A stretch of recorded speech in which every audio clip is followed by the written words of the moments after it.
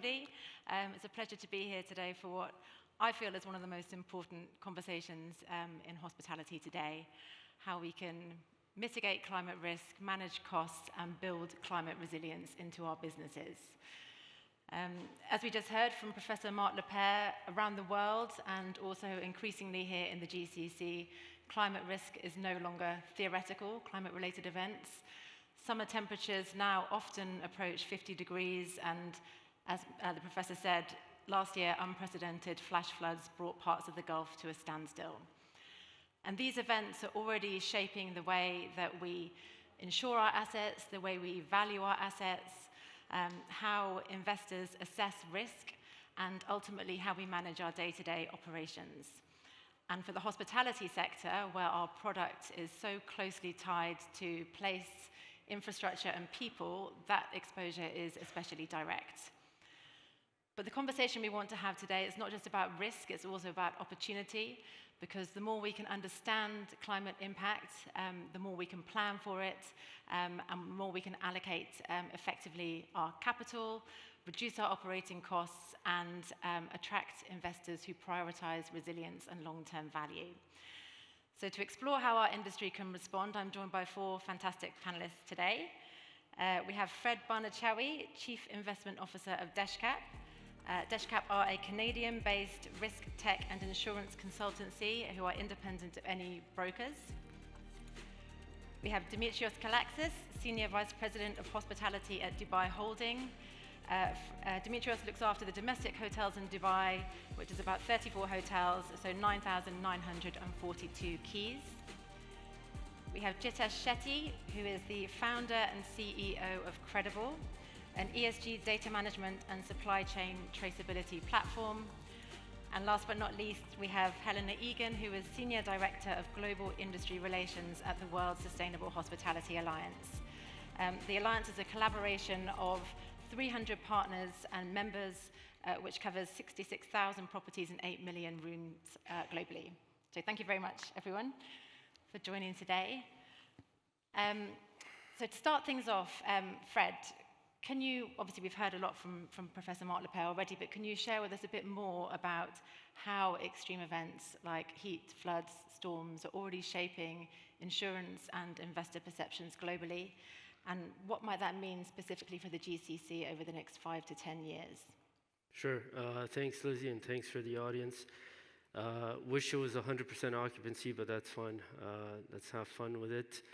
So absolutely, asset insurability is going up because of the frequency and severity of climate risks, especially the comprehensive definition of climate risks. So if you cause damage to undersea cables or telecom towers, it becomes a national security risk, national security issue, as well as an investor issue. Also, the strong investors are tying it back to investment results. Professor talked about EBITDA and discounted cash flow. That's part of the valuation mechanism, right? So an IRR. So we're different countries are moving at different paces, even within the GCC. In the GCC, we would see that trend coming to the UAE and Saudi Arabia mainly, just because they're keen and they've invested heavily on non-oil infrastructure growth. But some of the metrics are still far behind, let's say, markets like in North America. So, when you look at premium as a percentage of GDP, the US is over 10%. When you look at developers in New York, so I was talking to a bunch of CEOs last month, their insurance costs are 2.5% to 5% of their overall construction costs. Operators and owners of restaurants, hotels, they could exceed 10% of their income statement due to insurance expenses. So we see a lot of room for that penetration to increase in the UAE and Saudi Arabia, at least by triple, if the regulators are keen on developing and evolving regulation, putting also a bit of good pressure on the operators, and at the same time benefits FDI, which the professor talked about and whatnot. So, yeah. Interesting. And you mentioned markets like North America, where, of course, climate risk is already changing the insurance landscape. What practical lessons can developers, investors here in the GCC take on board from those markets like North America? What kind of tips do you have? Right, and I'll just add regulators as well because I feel they have also an important role in reshaping that industry, especially if a country wants to be a global leader in that industry. So regulators must evolve regulation in two ways. A, they need to ask for a certificate of audit by licensed risk managers who are independent of brokers. And they need to be proactive in terms of looking at the insurance policy language that's being procured by, especially by systematically important businesses, because you just don't want systematically important businesses, i.e. very large banks or construction companies, to have some sort of risk that requires government intervention that puts pressure on budgets. I understand that debt to GDP ratio here is still quite healthy, but again, these incidents, as they stack up, and we've seen it times and times again, countries making these mistakes, it becomes an impact on currency, becomes an impact on FDI and the standard of living of their own people as well. So regulators need to also showcase their good work to global investors. Developers need to understand that insurance is a field. So the professor talked about King's College having a course. So if you don't have in-house insurance expertise, guys who studied insurance, then you're at a major information disadvantage vis-a-vis the broker and the insurer.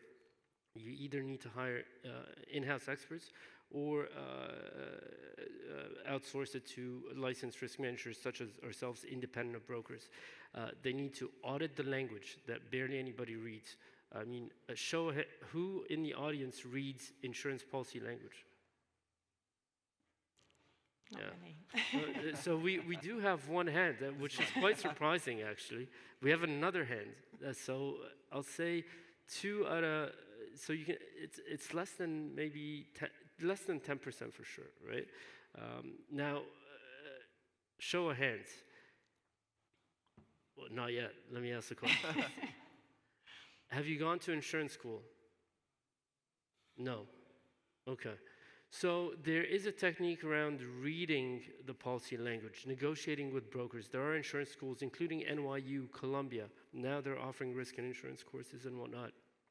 Because since the insurance model transferred from a cooperative model under the British and the Dutch and whatnot to actual insurers who are for profit and using brokers such as Marsh, Aon, there's hundreds of thousands, regional, locals, whatnot, to distribute that product, there's a zero-sum game between the insurer and the buyer, just like as if you're buying and selling a stock. The buyer and the seller cannot win at the same time. So you need a licensed risk manager to represent the business, read the fine print, implement with the brokers, trigger the fine print at loss, especially large losses. Don't just look at cost for developers. Ideally, in an ideal world, the board members make it a priority. Even they could tie in compensation based on certain risk management results. So there's a lot to do there. Just make sure your consultant is not licensed as a broker and is compensated directly by you and not the insurance company. And then for investors, so we're starting to see equity investors ask themselves, okay, how does it impact IRR or investment results? So the insurance, what kind of risks are they hedging? You know, how many basis points can I add to this? What terms and conditions can I, force onto the investee? Lenders, banks, they would ask the same questions, but from a credit risk standpoint. So what sort of risks impact credit risk, and how much of those are insured? What's the insurance policy payout ratio on the policies? They vet the wording, so on and so forth. So regulators, developers, and investors have a role to do. Yeah, really, really actual useful and practical insights from the insurance and investor perspective. Thank you for sharing that. Now, turning from the insurance angle to the developer-owner angle, now Dimitrios at Dubai Holding owns and operates many assets across the region, which are of course exposed to the physical risks that we heard about earlier, so sea level rises, floods, extreme heat. Can you share with us what impacts you've seen from these events, and how is climate change already influencing the way that you design and develop your hospitality assets? So in Dubai Holding Hospitality, and I can speak mainly domestically for our portfolio here, being part of the Dubai Holding, we are all supporting, and we are investing into the UAE net zero by 2050. By doing that, we're taking several actions already a couple of years now that in partnership with S&P Global, we're doing some climate assessment for different risks that we have obviously for our portfolio. And I can say that indeed it was the floods, especially for our resorts. This Marina Jumeirah here is one of our resorts that belongs to our portfolio. We had some impact, not as significant as other properties that we've heard here. And we took all of the preventive measures immediately, the likes of waterproofing, extensive systems for drainage, systems for water pumps, in order to make sure that if that happens again, we will be ready. Other than that, I have to say that we have an established system within Dubai Holding and Dubai Holding Hospitality. Whether we are like doing renovations or new developments, we have specific sustainability guidelines where we abide and we future-proof ultimately our developments. Fantastic. And so obviously you're sort of working to future-proof your portfolio. Can you share with us about how the future-proofing part is shaping your decisions around important business decisions like asset life, CapEx, expenditure, operational costs? How is that, can you give some examples of how you balance those investments to protect long-term value and efficiencies? I'm glad you're asking actually this question because in the last couple of years we've done some significant progress in that aspect across our hotels. First thing that we do is that we're doing a health check, like what you do on your own. So whether through energy audits, water audits, we identify within our properties what are the needs and what needs to be really tackled. And after that, data is a very important factor. We need to ensure that we have the right collection of data, the accuracy of data, proceeding to benchmarking of data. We're very fortunate, as you mentioned, we have a vast amount of properties within Dubai, which is under the same climate, same city. So after this exercise, we can have more informed decisions based on the data of what is needed, depending also on the findings of the audits. And after that, we have taken a very focused approach in our capital expenditure. I remember in the previous years when sustainability started, it was all about trying to do piecemeal different green projects.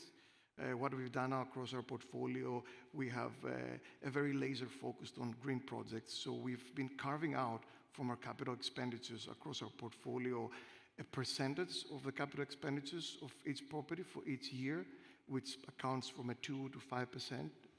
And then we make sure that all of the projects for each of these properties have a significant payback, in order to future-proof and enhance the asset life that you mentioned, as well as, of course, increase the profitability, because we want to make sure that the P&L, we see those results.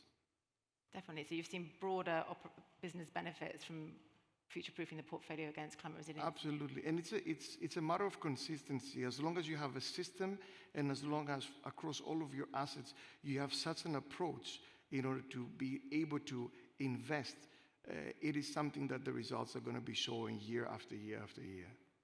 Absolutely. That's fantastic to hear. Yeah, absolutely. So you touched upon the importance of data. So Jitesh at Credible, obviously ESG data, that's what you do. Can you tell us about how data, so whether that's data from energy use or from climate risk exposure, ESG reporting, how does that help the hospitality businesses to manage and build resilience, manage risk and build resilience? Sure, Lizzie. So at the heart of it is insight and better decision making, right? And it comes down to three categories of data: operational data, product data, and then build data.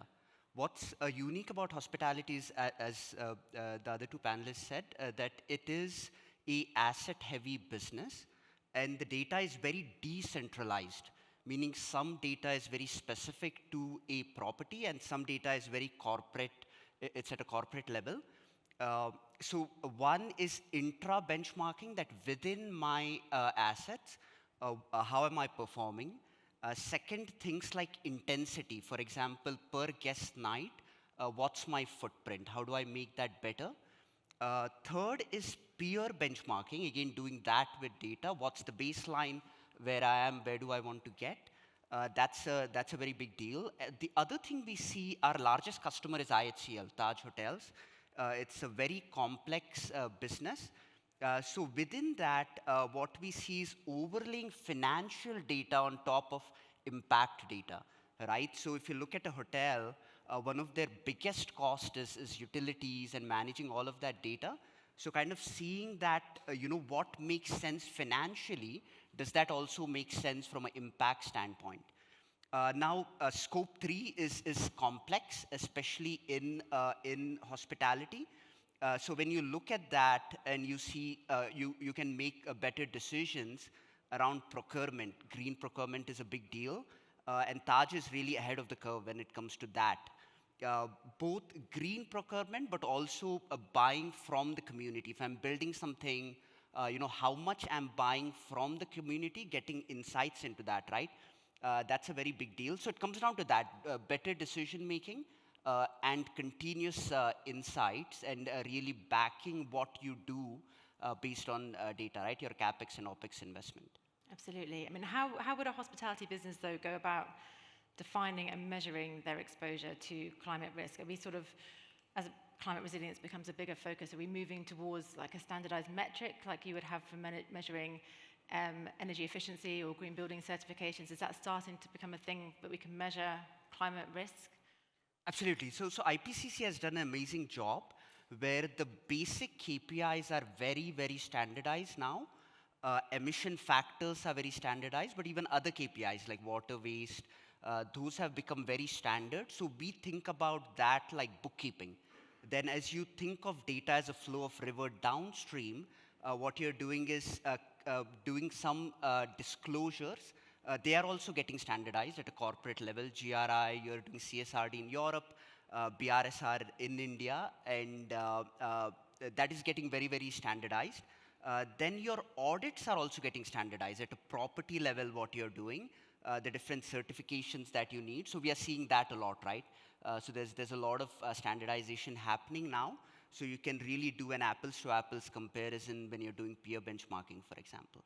Fantastic. That'll make it a lot easier, standardization. Now, you touched earlier on scope 3 and supply chain, and obviously having a resilient supply chain is obviously important in terms of reducing disruption, protecting cost and reputation. How can hospitality businesses make their supply chains more resilient in practice, and what role does data and technology play within that? Could you tell us? Yeah, it's one is doing a good amount of peer benchmarking within the supply, within your supplier base. There are tooling, for example, Credible has one is around kind of rep risk, right? You can take a list of your suppliers, we can directly pull your purchase ledger and do what we call a value chain analysis, and then watch, are any of your suppliers, they are in the news for a bad reason, for example. Second is both physical risk and transition risk. Within the supply chain, you can get visibility. Now, there are models available. What platforms like Credible do is they productize that a lot better. The access is a lot better. So doing that, a good physical risk and transition risk analysis on your supply chain, and then making decisions, right? So Taj, for example, what they do is they extend their SBTI goals to the supply chain, right? SBTI goals, but even other sustainability goals. And then they will track that and they'll incentivize their suppliers, right? If you meet this goal in the next 18 months, we'll start doing more business with you. So there's a series of things like that that hospitality companies are doing. Because scope 3 is notoriously difficult to sort of map out for hotel supply chains. Yeah. What kind of advice would you? I think is it AI based what you're doing, or?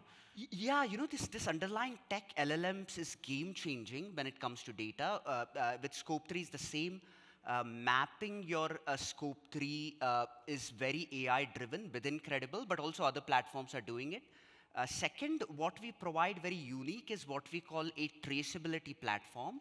So some of your premium products, you can trace it all the way upstream. And you want to know, look, I'm buying this food related. I really want to know, is this organic? Right? And I really want to know, did you use all the right certifications? From a social audit standpoint, I want to track. So things like that are quite game-changing in terms of transparency upstream. Scope 3 is hard. Biggest advice will be you have to start somewhere. Start with spend-based, slowly move to activity-based, then go to kind of very primary data, right? So it's like a slightly waterfall model you have to follow. It's not 0-1 when it comes to Scope 3. You're not going to get there right off the bat, right? It's a long journey, yes, Yeah, but yeah. start somewhere, absolutely.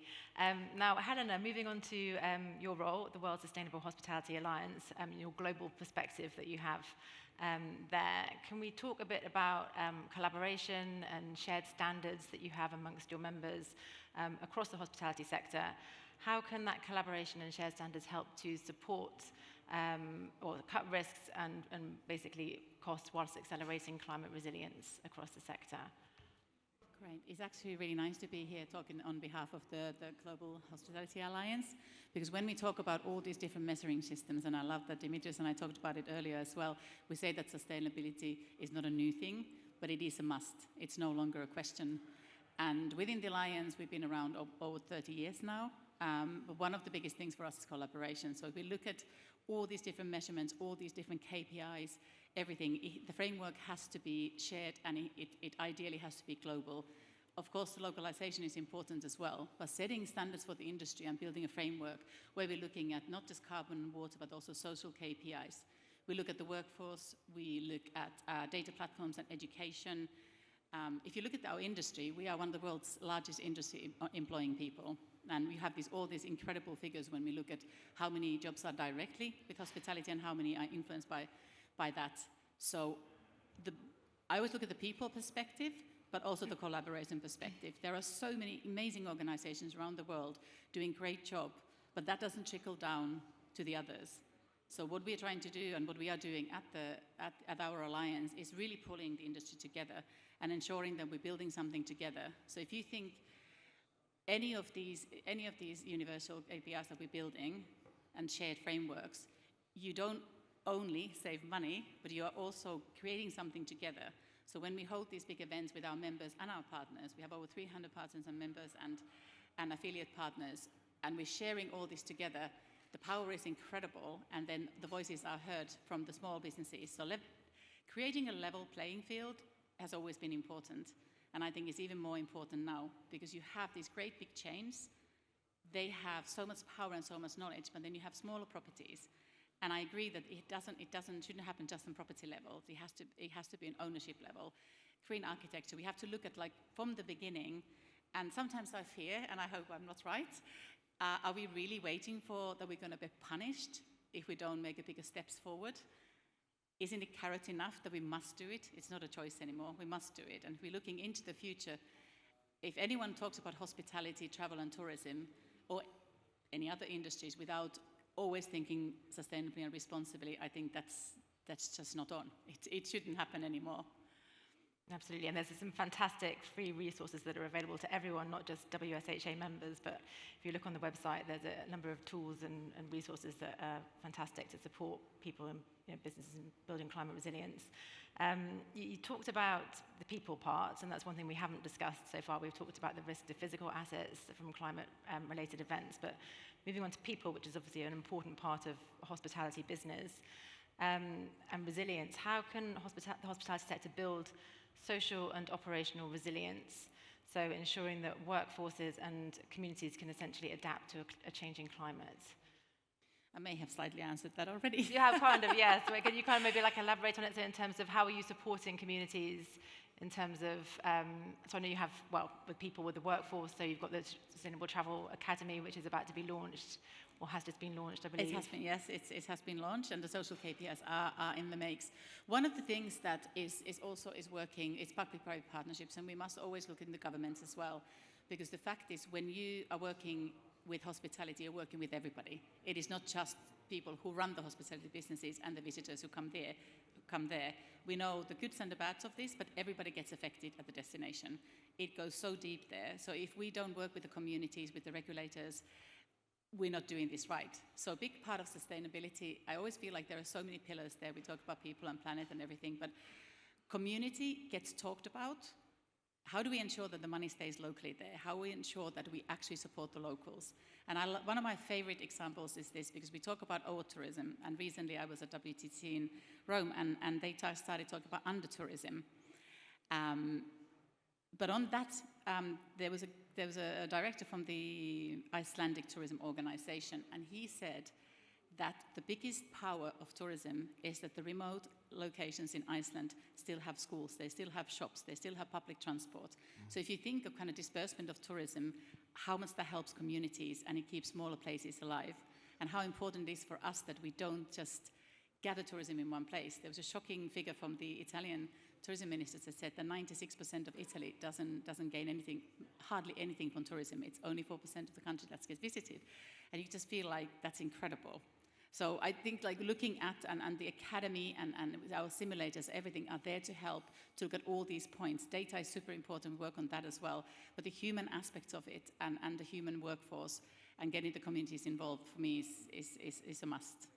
Definitely. I think moving on to like what you talked about the spreading tourism throughout a country, I think also regulators and kind of tourism bodies have a big, and government bodies have a big role to play in that as well. I know in the UK they're doing a big push now to try and move tourists away from the usual kind of circular route of London to Bath to the Lake District, which is a common kind of triangle tourism there. So I think getting tourists out to those more remote areas is crucial, and spreading that revenue.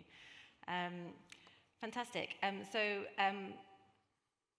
Actually, one question I did actually have, Fred, for you, which is kind of playing on my mind, is there a risk that we talked about, obviously the insurance risk relating to climate change, but is there a risk that assets could become uninsurable?